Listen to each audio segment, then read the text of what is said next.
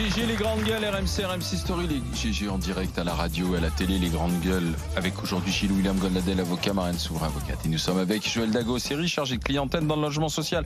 Nous serons au cœur du fonctionnement de la France Insoumise tout à l'heure, dans le grand oral des GG avec Mathilde Panot. Elle est vice-présidente du groupe La France Insoumise à l'Assemblée nationale. Elle vient du milieu du monde associatif. C'est une élue du Val-de-Marne. Elle a 30 ans. Elle fait partie de cette nouvelle génération poussée et mise en avant par Jean-Luc Mélenchon. Et elle passera le grand oral des GG tout à l'heure à 11h.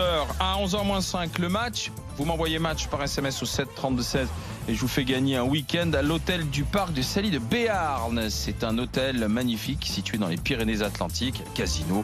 Vous aurez les belles soirées, vous aurez le restaurant et quelques jetons pour aller vous amuser, ensuite aller jouer. À 11h-20, les GG veulent savoir, vous avez vu que à La République En Marche, on n'aime pas les voix dissonantes. Et Agnès Steele, la députée qui a dit tout le mal qu'elle pensait de la PMA, lourdée, évacuée, dégagée de La République En Marche, on lui a téléphoné. Est-ce que vous pouvez venir nous expliquer comment ça se passe, une exclusion? Qu'est-ce que vous payez? Bon, on a quand même le droit de pas être d'accord. Elle viendra tout à l'heure dans les GG, parce que les GG veulent savoir pourquoi est-ce qu'elle a été exclue, simplement parce qu'elle n'est pas d'accord.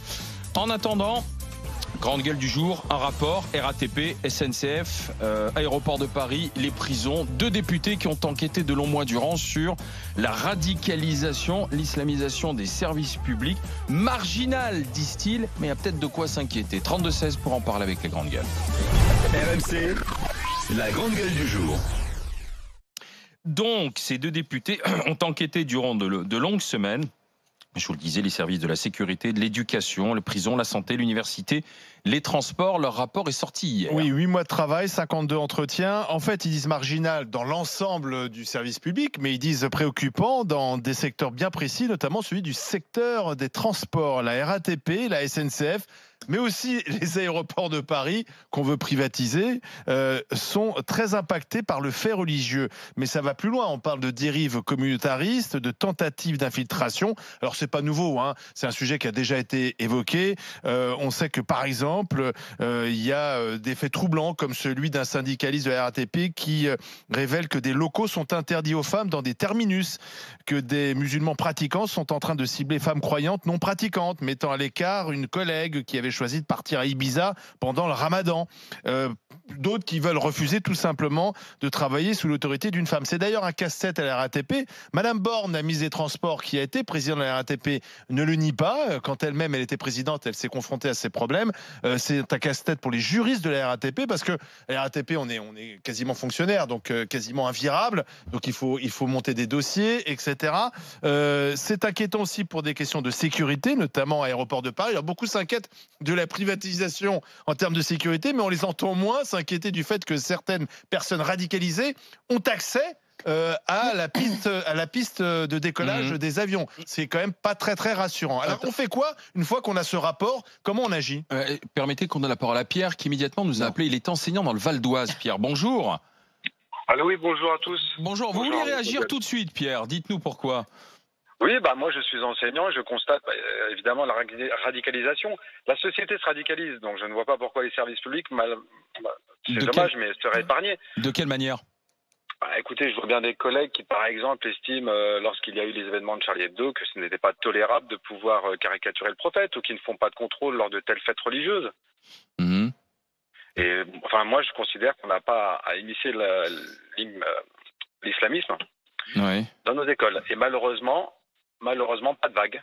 On dit pas grand-chose, mais en réalité, nos lycées sont parfois, enfin nos écoles, sont parfois touchées par une forme de radicalisation. Mais quand vous le constatez, que vous en parlez à votre hiérarchie, il se passe quoi? Écoutez, pas de vague, hein. On règle ça en interne et puis on avertit personne. Et puis au pire, on a bien on a le droit aussi de ne pas faire de contrôle pendant tel jour religieux. C'est plus que pas de vague, cher ami. Il y a plus que pas de vague. Il y a eu un rapport Aubin qui date déjà depuis plusieurs années, où très clairement, M. Aubin, en termes mesurés et pesés, mais disait très clairement la montée de la radicalisation, et ce rapport-là a été serré dans un tiroir par Monsieur de Villepin. Donc rien de neuf dans ce nouveau rapport. C'est Gilles William. Oui. Regardez, j'organise un séjour l'année prochaine. Je suis venu au Grand Gueule avec mes élèves il y a ça 2 mois à peu près, 2-3 mois, dans le public. J'organise avec mes élèves un séjour pour visiter Cracovie et aussi, bien évidemment, Auschwitz. Auschwitz. Pensez-vous un seul instant que j'ai des élèves musulmans qui vont venir? Non, ils ont tous refusé. Ah bon? Et bien sûr que oui. Ils considèrent que ce n'est pas le rôle de l'éducation nationale de faire de la... Excusez-moi du terme, mais je reprends les termes pour que vous puissiez comprendre. De la propagande pro-israélienne concernant la Shoah. Ah oui, la propagande pro-israélienne, quoi, en fait, c'est ça. Attendez. Moi, j'essaye de comprendre. Il y a plusieurs choses. Il y a une obligation de neutralité totale de la part de tous les enseignants, etc. Donc, il faut toujours systématiquement faire remonter tout acte de prosélytisme de la part d'un enseignant ou du personnel. Ça, c'est la première chose. La deuxième, c'est que les enfants, normalement, ont une obligation aussi de scolarisation, obligation d'aller à la piscine, obligation aussi, si le voyage scolaire... fait partie. Justement, je voulais vous poser la question par rapport au voyage scolaire. Est-ce qu'il n'y a pas un caractère obligatoire de ce voyage? Alors, 2 choses. Premièrement, sur le sport, aucun de mes élèves de sexe féminin ne va en sport, ça c'est clair et net. Mais ça, les certificats médicaux de complaisance, il faut dénoncer les médecins, il faut les dénoncer tout le temps. Allez-y, Pierre. Et deuxièmement, concernant le séjour, il n'est pas obligatoire. Ah voilà, c'est ça. Donc c'est en fonction du bon vouloir des parents et des enfants. Mais c'est pas ce qui n'est pas obligatoire. Ça n'existe pas les voyages scolaires obligatoires. Et vous avez, Pierre, vous avez constaté des changements dans le rapport garçon-fille aussi ou pas? Les gens se séparent. Les gens se séparent dans les établissements. Il suffit de regarder une récréation. Les gens se séparent ethniquement parlant, socialement parlant et sexuellement parlant. Ah oui, d'accord.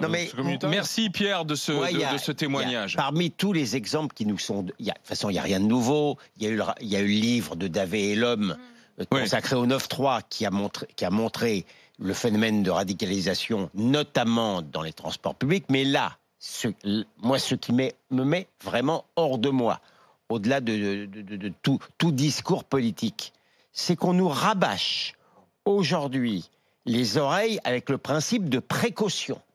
C'est le grand mot, le principe de précaution. Et on sait qu'il y a 80 types radicalisés dans les aéroports et on ne fait rien pour les écarter au regard du principe de précaution. Est-ce qu'ils ne sont pas protégés par la loi, en fait? Alors, il y a une partie, oui et non. Maintenant, quand même, il y a des avancées qui font que les tribunaux administratifs ont reconnu quand même, maintenant, il y a quand même, les gens finissent par, même les magistrats finissent par comprendre les choses, mais au-delà de... Pardon. Allez, on vire... Vous savez que la CGT avait été obligée d'opérer des coupes radicales, c'est le cas de le dire, compte tenu du nombre de radicaux chez eux, notamment donc dans les aéroports. Moi, je dis simplement qu'au regard du principe de précaution, c'est un scandale total de laisser ces 80 types avec le badge en question. Alors, Gilles William, quand même, sur le fond du rapport. Non, moi, je te parle de ça. Hein. Oui, mais moi, je te parle du fond du rapport. Partout où il y a eu de la prévention, on voit que ça a marché. Oui, et effectivement, et ça marche. Et effectivement, on peut écarter le personnel, mais il reste des points noirs. Et là, je te rejoins. Oui, par contre, police, gendarmerie, armée, 0,001%. Donc là, effectivement. Mais non, mais d'accord. Mais si pas la police municipale. Oui, voilà. Alors, il reste. Dans les points noirs, il reste le service de propreté de la mairie de Paris. Ça, c'est invraisemblable. Oui. Alors là, je vous... Franchement, ça, c'est un truc de fou. Donc, Donc, nos trottoirs sont sales, mais en plus... Les types qui nettoient sont radicalisés. Avec les gars qui garent leur truc pour aller à la mosquée. Enfin, ça, c'est un truc... il reste tous les clubs de foot amateurs où là, il y a une montée énorme et il faut vraiment qu'on se réveille parce qu'il y a des gamins qui veulent plus... ils n'ont plus le droit non plus de se doucher nus. Alors, ils vont se doucher en boxer, etc. Enfin, c'est du délire. Et il reste effectivement le secteur des transports, RATP, et voilà. Bon, mais au-delà de ça... Ouais. Partout où on a ouvert les yeux, donc je pense que ce rapport doit nous servir surtout à dire continuez d'ouvrir les yeux, regardez autour de vous. Moi, j'invite Pierre vraiment, mais à faire remonter quand il nous dit voilà ce qui se passe dans mon établissement scolaire. Mais attendez, c'est inadmissible ce qu'il nous raconte. Je veux dire, et aujourd'hui, on sait bien que c'est inadmissible. Donc, je pense qu'il y a quand même des relais qui sont meilleurs qu'avant. Et, en tous les cas, on en Joël Dago-Série. Oui, avant, on n'en parlait pas. Voilà. Je rejoins assez Gilles William sur le fait d'ADP, sur le problème d'ADP. Pour moi, c'est inconcevable qu'on puisse soupçonner quelqu'un, ou peut-être des fichiers S, j'en sais rien, qui travaille sur un aéroport avec toute la sécurité que ça demande, qui puisse continuer à travailler. Pour moi, c'est inconcevable. Je ne comprends pas comment on peut laisser faire ce genre de choses. Vous savez qu'on avait charrié beaucoup Philippe de Villiers, lorsqu'il en avait parlé il y a 10 ans. En principe, ils n'ont pas le badge. Concernant, par exemple, la RATP. Écoutez, moi je pense que quand on déplore le communautarisme, c'est pas le communautarisme qui va nous tuer, ce sont nos préjugés qui vont nous tuer. Je vais t'expliquer pourquoi, comment ça se fait. Il faut prendre les dépôts de la RATP et aller se balader. Vous allez voir la différence entre un dépôt, par exemple, de la banlieue parisienne, ça peut être à Sarcelles, à Garges, au Lilas, et un dépôt parisien. Allez vous balader, rentrez dans les dépôts, qu'est-ce que vous allez constater? Vous allez constater que sur les dépôts parisiens intramuros, vous allez voir beaucoup plus de blancs. Et sur les dépôts de la banlieue, vous allez voir, je vous parle des agents, hein, vous allez voir beaucoup plus de noirs ou d'arabes. Mais comment ça se fait? Qui les répartit, ces gens-là? Qui fait la répartition des agents de la RATP? Ils habitent aussi. Alors, voilà. Oui, mais d'accord. C'est pas que ça. C'est pas que ça. Il y a aussi cette façon. Prends pas, à mon avis, tu prends pas par le bon bout oui, mais la attends, question. J'ai pas fini. C'est pas que ça. Pourquoi je dis ce sont nos préjugés? C'est parce que c'est la pensée qui dit que un agent de la RATP qui est noir ou arabe aura beaucoup plus de facilité à gérer les habitants d'une banlieue. C'est-à-dire s'il conduit à Bobigny ou à Drancy, ce sera beaucoup plus facile. Mais pourquoi? Parce qu'à Bobigny et à Drancy, vous avez mis que des Noirs et des Arabes. Et donc c'est une boucle. Mais je le dis, je suis pragmatique. Mais ça n'a aucun rapport avec le fait de refuser de s'asseoir. Parce qu'attention, je dis pas non. Je dis que non. On sait très bien qu'il y a des hommes qui refusent de s'asseoir après les femmes dans les bus. Bien sûr. Attends, Joël finit son raisonnement. Mais bien sûr. Mais comment tu te sens à l'aise dans ta façon de faire? Le rapport avec refuser de s'asseoir après on parle de gens qui ont une... Mais on parle de Français. Oui, mais on parle de gens qui ont une double culture, Marianne. Non, la vérité, ce sont des gens... excuse à ça. Mais je ne te parle pas d'excuses, je suis pragmatique. Je suis pragmatique et je te parle de la réalité des choses. Non, attends, que Joël finisse. Toi, tu as tes rêves. Moi, je parle de mon pays. Je te parle de la réalité. De notre pays. Oui, mais bien sûr. Mais dans notre pays, il y a des gens... Je vois pas le rapport avec le sujet. Attends, elle finit son raisonnement. Écoute-moi bien. Moi, je suis pragmatique. Et je te dis qu'on parle de Français qui ont une double culture, que tu le veuilles ou pas. Mais leur double culture, c'est aussi la richesse de ce qu'ils sont. Je te dis pas non. Si dans l'autre partie de la culture, elle est dévoyée entre guillemets, c'est-à-dire qu'on parle, elle s'est ridiculisée. Je n'excuse pas. Donc c'est la faute encore des préjugés des. Je comprends rien. C'est notre faute. Mais non, mais je veux comprendre. Si tu nous fais un cours sur les préjugés, non, mais pardon, je veux comprendre. Mais excuse-moi. Quand tu as une façon de faire, qui n'est pas bonne, d'accord? Le fait de ne pas saluer une femme, le fait de refuser qu'une femme soit ton responsable, quand tu es à l'aise dans ta façon de faire, quand tu te permets d'être à l'aise dans cette façon de faire, c'est parce que tu n'as pas de contradiction en face de toi, d'accord? C'est parce que tu... Mais je te dis la vérité. Ce qu'elle dit, c'est qu'il n'y a pas de mixité. Je te dis la vérité. Si tu les mélanges, si tu mixes, quand il n'y a pas de contradiction en face de toi, tu es à l'aise dans ta façon de faire. Mais oui, mais c'est la vérité. Pardonnez-moi, on n'a pas besoin d'être mélangé en France pour que chaque Français... Non, attends, mais laissez-moi terminer. On n'a pas besoin d'être mélangé pour que chaque Français sache le respect qui est dû aux hommes et aux femmes. Non, mais je suis d'accord avec toi. Simplement, mais qu'est-ce que ça a à voir avec mon problème d'aéroport? Non, mais excuse-moi. Qu'est-ce que ça a à voir avec mon... Pardon. Elle est d'accord avec toi sur l'aéroport.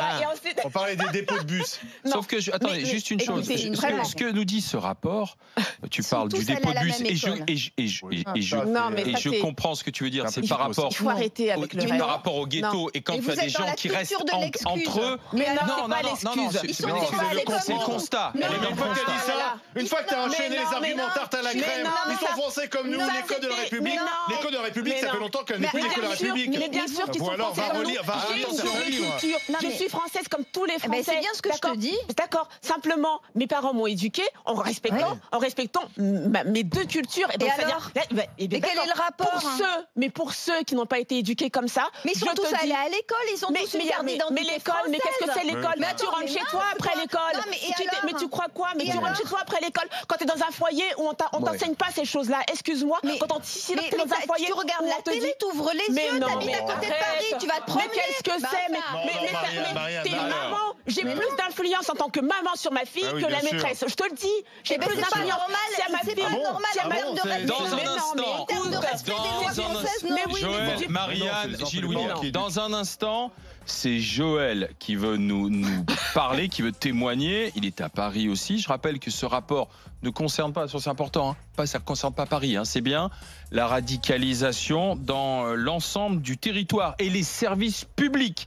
Et notamment, on parle du sport avec une montée des clubs communautaires dans le football et une infiltration radicale dans les sports de combat. Voilà ce que dit aussi ce rapport des députés. Joël, bonjour. Oui, allô, bonjour les GG. Vous allez nous dire ce que vous en pensez dans un instant, cher Joël, et nous serons avec l'un des rapporteurs de ce document parlementaire. Reste avec les grandes gueules. RMC jusqu'à midi, les grandes gueules.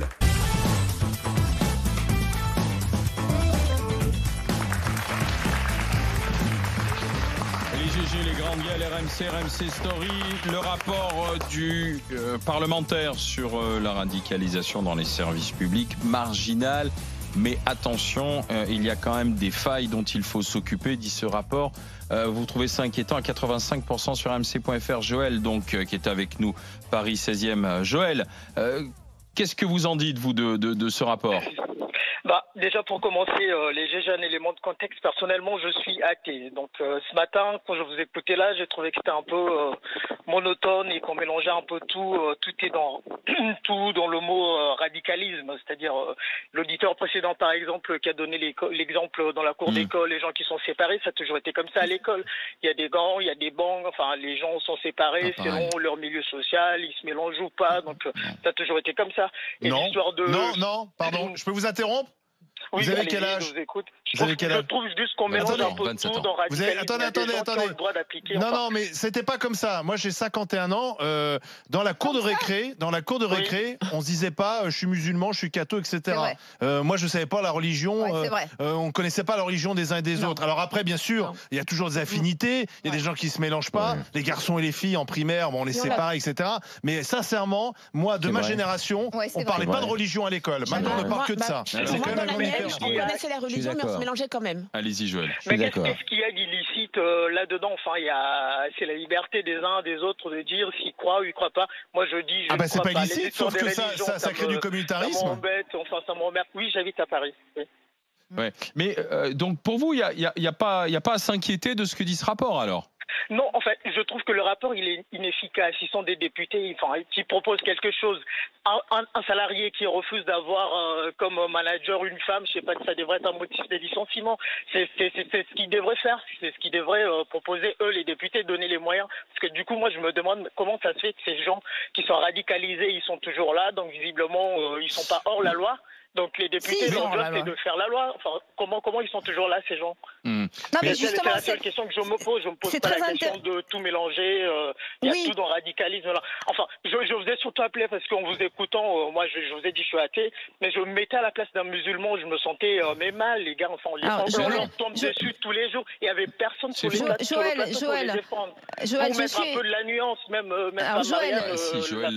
Joël, je suis aussi athée que vous et allez, on va arrêter d'être hypocrite. Ce qui pose difficulté aujourd'hui en termes de radicalisation, et je ne parle pas de pratique religieuse, je parle de radicalisation religieuse, ce sont effectivement des gens qui ne sont pas des musulmans, parce que là vous venez de dire les pauvres musulmans, etc. Ce sont des gens qui sont des islamistes. Et c'est bien autre chose que des musulmans. C'est des gens qui ont une vision absolument radicale et dévoyée d'une religion qui peut très bien s'exprimer et être dans la République sans aucune difficulté. Vous êtes avocate, est-ce que ça fait partie de la liberté de croyance, d'expression, tout ça, ou c'est illégal? Je comprends pas que des choses illégales se fassent. Pardon, mais je comprends pas. Oui, c'est refuser de travailler sous l'autorité d'une femme. Oui, c'est pas. Si vous voulez, il y a des choses en fait. Non, mais il ne faut pas confondre. Et d'ailleurs, ce que vous faites pose problème, d'ailleurs, à mon avis, aux musulmans, de façon générale. Parce que moi, je fais vraiment une différence entre les 99% de musulmans qui vivent et travaillent sans aucun problème. Concrètement. Bah oui, Gilles William, merci. Parce que là, on a encore le droit, finalement, à la chanson de l'amalgame. Personne n'a visé les musulmans. On vise les islamistes radicaux. Et je prends un exemple. C'est un rapport C'est un rapport qui constate. Et qui constate dans les services publics. Ils font leur boulot, les députés. C'est un rapport qui décrit. Et je prends un exemple particulier, puisqu'on nous fait encore le coup de l'amalgame. Dans les clubs de... Moi, il se trouve que je m'intéresse beaucoup au sport de combat. Et je vais notamment au combat du UFC. Les musulmans sont extrêmement nombreux.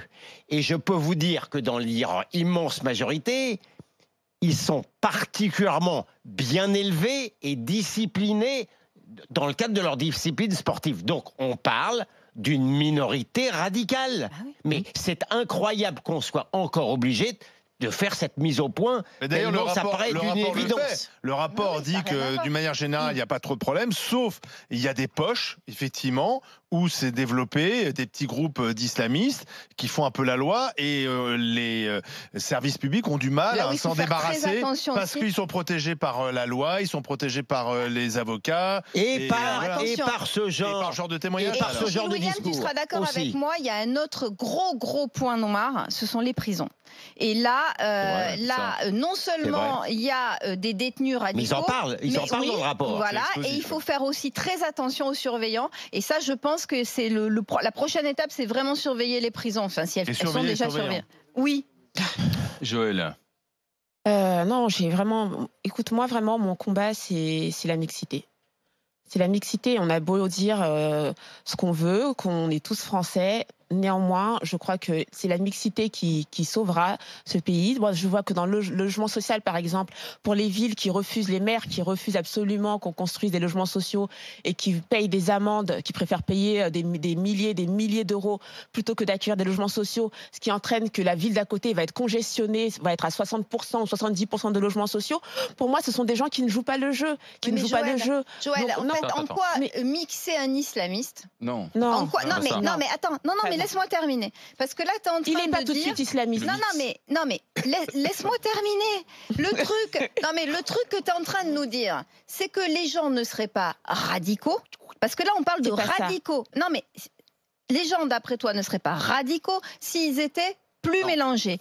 Et en réalité, moi je vais te dire, ce qui les radicalise, c'est le problème qu'ils ont dans leur tête. C'est pas un problème de mélange qui les radicalise, c'est que ce sont des gens dangereux. Ils ne laissent pas radicaliser, c'est ce que dit Joël. Et que si tu grandis dans un environnement un peu plus ouvert, un peu plus différent... Il y a des tas de gens qui grandissent dans ce milieu et qui ne sont pas devenus des islamistes radicaux. Mais c'est vrai, c'est vrai. Mais je ne dis pas que tout le monde est devenu... Excuse-moi, mais je ne te dis pas que tout le monde plupart se sont radicalisés en prison. Pourquoi ils se sont radicalisés? Bah si on prend la liste... Alors je prends la liste des derniers terroristes en France. La plupart sont passés par la prison. Mais ils ont grandi quand même dans un univers où entre eux, effectivement, ils se montent la tête. Je te dis que si tu as envie d'être islamiste et si tu es sensible et si tu es influençable pour être islamiste et que tu te trouves dans un environnement dans lequel tu n'auras pas de contradiction, mais vraiment, dans n'importe quel environnement, tu deviendras toujours un islamiste radical. Je suis désolée, je te dis que... Nous sommes avec... Parce que déjà, les gens qui viennent convertir, je te dis, pourquoi ils vont pas se balader à Neuilly? Pourquoi ils vont pas à Neuilly se balader, essayer de convertir les bons blancs?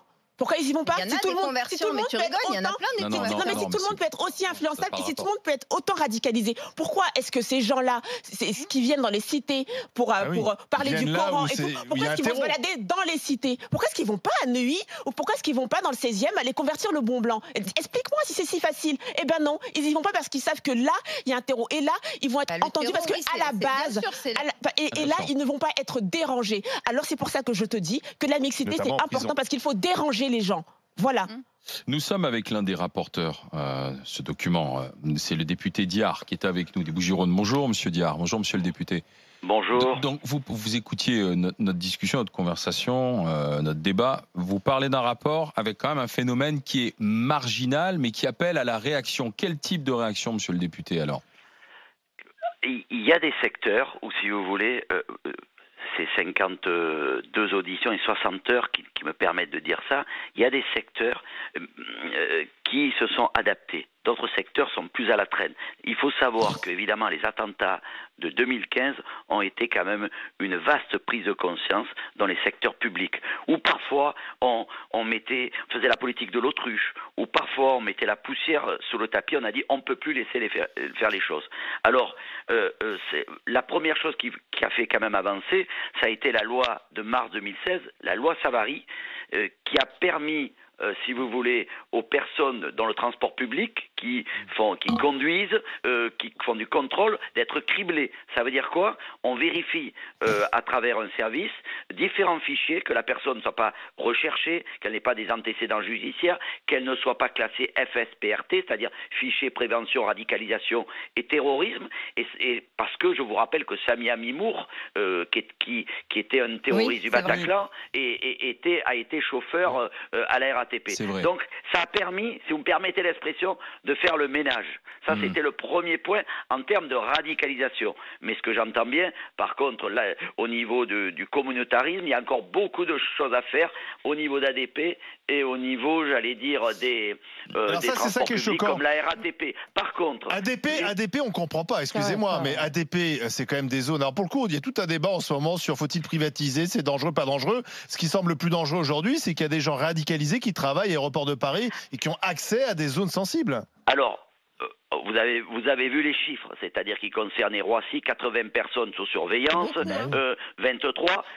C'est sûr que ces chiffres, il ne devrait y pas en avoir, on est bien d'accord. Mais attention... Mais 80 sous surveillance, qu'est-ce qu'ils font là encore? Non mais alors attention, sous surveillance, ça veut dire que peut-être cette personne est fichée FSPRT parce qu'il a un cousin qui a des liens ou un frère, vous voyez ce que je veux dire? C'est peut-être pas la personne directement. Vous pouvez être fiché FSPRT parce que vous avez une mauvaise relation dans votre entourage. Ça ne signifie pas que vous-même, ça signifie peut-être que vous avez une pratique religieuse rigoriste. Et là, je vous préviens, moi je suis un fervent défenseur de la laïcité, mais on peut être un musulman rigoriste sans passer à l'acte et rester quiétiste, et on peut être un musulman mécréant et se faire sauter, vous le savez très bien. Donc nous avons notamment recommandé, parce que ça existe maintenant dans la police, d'augmenter, il y a un service qui fait ça de la police, ce criblage. C'est-à-dire que nous recommandons particulièrement, comme pour les conducteurs de la RATP déjà, de l'élargir sur les transports publics à la maintenance, qui pose problème, mais aussi que toutes les professions du service public qui sont en contact avec les jeunes et avec les personnes vulnérables soient criblées. Il n'est pas normal qu'on ait un enseignant ou un éducateur sportif que l'on recrute sans que l'on sache que cette personne est fichée pour le terrorisme. Je vous signale, il y en a très peu, il y a des surveillants pénitentiaires qui sont FSPRT. Et là, en fin d'année, ils sont criblés. Cela signifie qu'en fin d'année, quand on verra à travers le fichier qui sont FSPRT, on dira, monsieur, vous êtes incompatible à rentrer dans la fonction. Merci, monsieur le député des Bouches-du-Rhône, Éric Diard. Comprendre le contenu de ce rapport radicalisation service public inquiétant à 85%, bien sûr, sur rmc.fr. C'est ce que vous nous dites, 85% sur rmc.fr. Et on est sur 84% en ce qui concerne Twitter. Dans un instant, nous recevrons avec nous ici sur ce plateau d'RMC Story et d'RMC Agnès Thiel, qui a été exclue pour avoir de la République En Marche pour avoir dit qu'elle n'était pas d'accord sur la PMA pour toutes les femmes. Restez avec les GG. RMC jusqu'à midi. Les grandes gueules.